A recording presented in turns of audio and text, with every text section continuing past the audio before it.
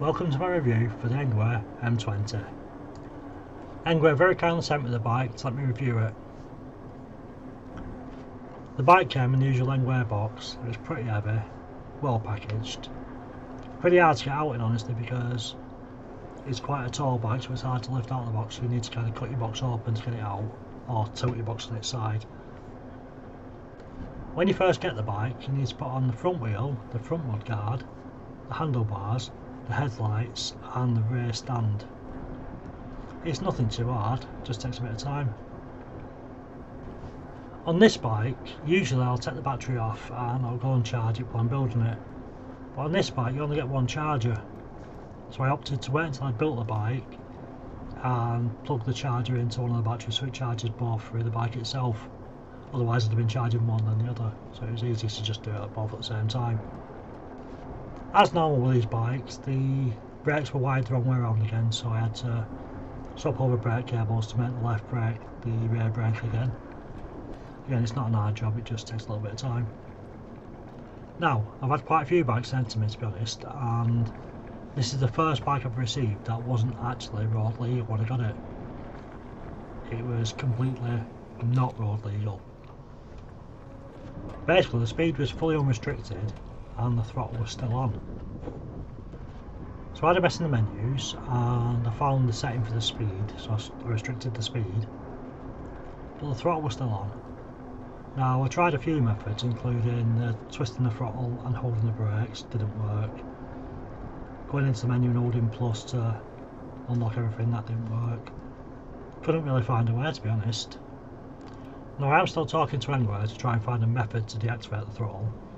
They've sent me a few suggestions but none of them have worked so far. The only one that has worked is to actually unplug the throttle itself. Now in order to unplug the throttle, you basically have to unscrew the 4 nuts on the saddle. That's a 10mm nut, and you will need like a deep socket, otherwise it's quite a pain. Then you'll need to follow the wire all the way from the throttle through all the wire looms to the controller and just unplug it. There's no error message when you do it, so it works fine. Now I would prefer a simpler method, and I do believe on previous models there has been a far simpler method. Not sure why it doesn't work on this one. If I do find an easier way to do it, I'll let you know, but as of now, the only way I found is to actually unplug the throttle. Once you've done that, it's all good. So, now we had the bike fully charged and as legal as it gets, I'm ready to go out and review it. But before I start the review, let's have a look at the bits. So, the bike comes with 20x4 inch Chaoyang fat tyres and one piece alloy wheels, front and rear metal mudguards. The bike has mechanical brakes with 160mm discs, front and back. The bike has 2 really good looking front headlights, which are nice and bright. They're always on partially as a daylight light, and then obviously get brighter if you turn them on. The rear light is obviously a light, but it's also a brake light, so I'll win on that one. The bike I tested was the middle of the range bike, so mine came with 2 13Ah batteries. You can buy it with a single 13Ah battery, or you can get a 13Ah battery and an extra 20Ah battery, which is the biggest and probably the best option. The 20Ah battery looks like a petrol tank, it's really good looking to be fair. So personally, if I was buying one, I'd probably go towards that one because you can never have enough power. The seats are nice, short, comfortable little saddle.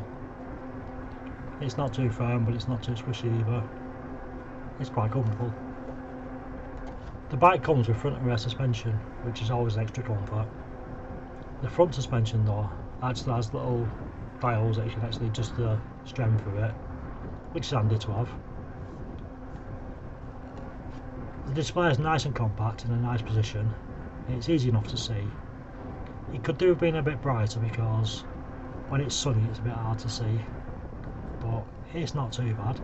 And next to it we have a button for your lights and a button for your horn. So no bell, an actual horn on this one. The bike has the usual 7-speed Shimano Tony gear system, which is again cheap, cheerful and reliable. No reason to change it. The pedals were a nice flat, good surface area pedal, nice and grippy, so no complaints there. So, what do I think of the bike? Well, the first thing to say is it's a very beefy looking bike. Looks very aggressive and like a motorbike. I must admit I would have rather had the black one. I did want the black one, but they offered me the white one and I'm not going to say no, am I? So, but I would have rather the black one. The black one's so cool. I did have a pre-misconception about the bike before I got it, which was that it's not really the best bike to pedal because the seating position's non-adjustable and the pedals aren't in the ideal place. Now, if I'm honest, I didn't really find that a problem. It is harder to set off, and I do recommend if you're going to get this bike, just get used to changing your gears a bit because it is a little bit hard setting off, but once you set it off, it's fine. It's a comfortable pedalling position, no issues at all with pedalling. It's a nice smooth ride. I do think the rear suspension is a bit too firm. It's not bad, and it's noticeable that it's there, but I would like it a little bit softer, if I'm honest. In addition, the seat's comfortable, but not comfy enough. I think for a bike that can go as far as this can with 2 batteries, it does need to be a bit more padded. So I would like a slightly comfier seat as well. The riding position's pretty comfortable, to be honest.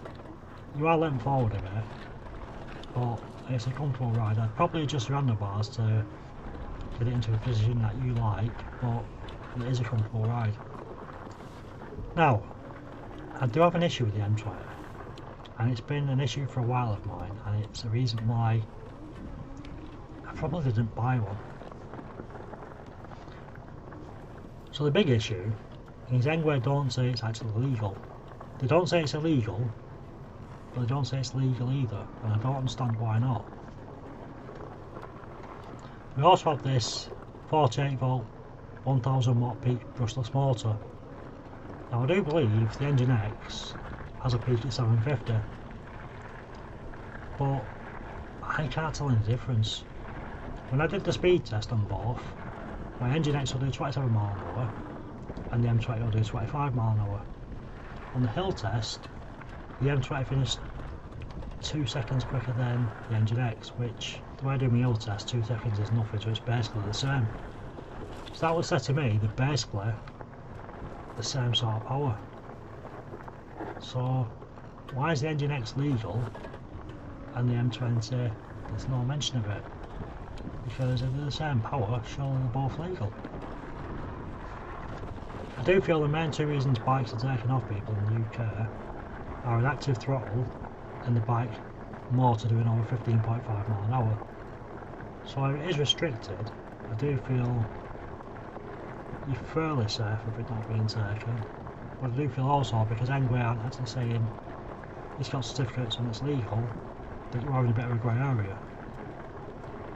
But I do believe if you ride sensibly, it should be alright. One thing that is quite unique is the display. Now, as I mentioned at the start of the video, I was struggling to turn the throttle off, and it dawned on me that there is a speed limiter, and what if that's for the throttle and not the pedals? So I set the limit for 4 mph, and that worked. The throttle only did 4 mph, but when I took it out, so did the pedal assist. So it wasn't that was the solution, but usually when you set the limits and stuff, it's either 15.5 mph or unlocked. Whereas this one, it seems to actually do the mile per hour that you set it to, which makes it extremely future-proof because you can literally set it for each mile. So you could set it for 20 mph or 16 or 17 or 18 and it'll do that, which is really good. So how far can you get on a full charge? Well, the first thing to say on that is the display is a bit of a liar. After I'd done maybe 10 miles, the battery power dropped by 2 bars, which left me 3, which gave me quite a bit of range anxiety because the last thing I want to do is be a distance away from home and no power, because as much as you can pedal these things without batteries, it's really not fun to, so I never want to be caught miles away from home and no charge. So I didn't go as far as I normally go in the start because I didn't get caught out. So, having seen that the 2 bars had dropped, I pressed the little button on each battery and now it's now showing 4 bars. So the display wasn't reading what the battery was reading. Now I continued to ride the bike and in the end I got 46 miles from a full charge. At 46 miles it had dropped a bit of power and the display was flashing no power. So that's about your limit really. But it's not bad for 46 miles from a charge. Also bear in mind I'm an extremely lazy rider, so when I use these things it's pedal assist 5 all the way and mostly close pedaling, so the 46 miles, the lowest you're going to get, or the lowest I'm going to get. If I actually put some effort in I'd get more, but I'm too lazy for that. I think honestly the brakes are adequate. You stop you alright-ish. You don't actually need to upgrade them. I do think if I was having this bike full time I'd at least upgrade the brake discs to bigger discs, but because I've had quite a few hydraulic brakes now I'd possibly consider that because again I'm lazy and hydraulics make life so much easier. But the 160mm discs and the mechanical brakes will stop the bike and they're fine. I think all in all I'm quite impressed with the bike. It's definitely grown on me and I do think I'll be keeping it for a while. I enjoy riding it, it looks good. I still wish I got the black one. I so wanted the black one. It's definitely one of Engwe's cool looking bikes, it does really look good. And again it's one of those bikes that you'd probably buy for the dual batteries and extra range. I'm not sure I'd buy the single battery bike because there's not really much point. There's lots of bikes with single batteries, so the dual battery one's for me. And again, I think if I was buying it, I'd go with that 20Ah battery for the top rather than the dual 13Ah batteries, just for that extra range. So would I buy it? This is hard for me because I'm a council estate lad and these bikes are expensive, it's a lot of money. So the last thing I'd want to do is buy a bike that can potentially be seized. Now, I think the bike it's in a grey area. It's not illegal, but it doesn't say it's legal, which doesn't help the case. I think Engwe need to sort this out, they really do, because I don't really see why it's not on their site as limited to 250 watts or whatever, just so that it's legal on the site so we're more safe. So I can't advise you guys to buy it because I can't 100% say it's definitely legal. I think no throttle and 15.5 an hour, you're very unlikely to be pulled over, even less likely to be stuck off you, but there is a tiny percentage chance that it is taken just because the website doesn't say it's legal. If that doesn't bother you, then it's a really nice bike and I think it's good value for money. It's a great looking bike and you'd probably be very happy with it, to be honest. There's not really too much you can complain about, it's a good bike. So yeah, I kind of would recommend it. It's just a little bit of caution, but it is a very good bike. As I said, I'll be keeping mine for a while, not sure how long, not sure what I'll do with it, but I do want to play with it more. I think long term I'd like to see Engwe go back to the drawing board, give us more Newton meters so it's better on hills, make it a legal motor, or at least say it's legal on the website, put in a torque sensor, give us a boost button, keep the settings LDS so you can adjust it to the mile per hour, and keep the throttle. I think this as a M20 boost would be absolutely amazing. I'd absolutely love this to be an M20 boost.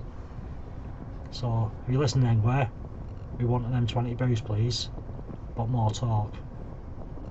So yeah, if you fancy treating yourself, go and get yourself an M20. NEG 100 off will get you a discount, and happy riding. So if you watched this far, again thank you for watching. If you like the content I'm making, again please like, share and subscribe, it really does help.